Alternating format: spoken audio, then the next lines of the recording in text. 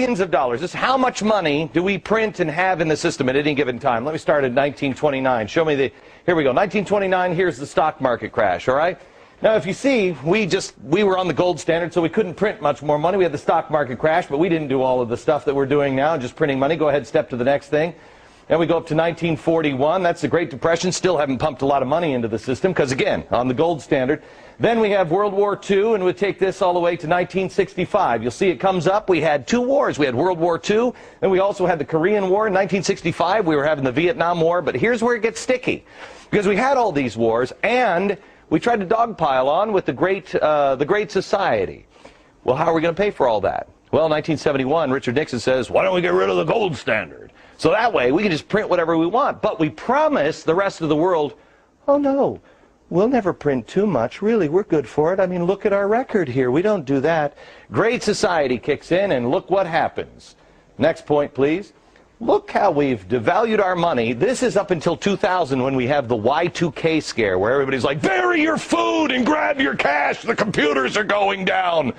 That's why the government put this little spike here. If you see that little spike, goes up because they just dump a lot of cash into it, and then they bring it back in. They pull it back in. But it's difficult to pull things back in, especially when you have a horrible event like 9/11. Next stop is 9/11. You'll see it's just a little spike back up just a little bit. Remember how everybody was freaked out that the world was coming to an end? Do your patriotic duty. Go spend. Go out there and get into the stock market. Well, we did. And then this is the kind of spending we get. As you see here, the federal bailout's just about to begin. We're in, let me get into my Al Gore machine. Oh, it's a real inconvenient truth now, isn't it, Al?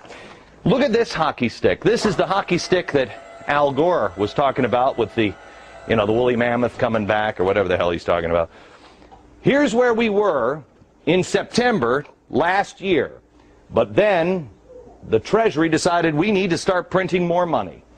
This hockey stick should take your breath away. This is devaluing our money. You know, Al Gore said global warming is not a political issue, it's a moral one. Thomas Jefferson said doing this to our children is immoral, and I agree with him. We have pumped all of this money in and devalued our money. How is it not going to be worthless? This has never, ever been done by anybody ever before. Please share this video with everybody you know, all your friends. Please go to foxnews.com/Glenn Beck. We're going to make this available for you. Pass it on to your friends. This is real trouble. Not in 1,000 years. Perhaps in the next year. Back in a minute.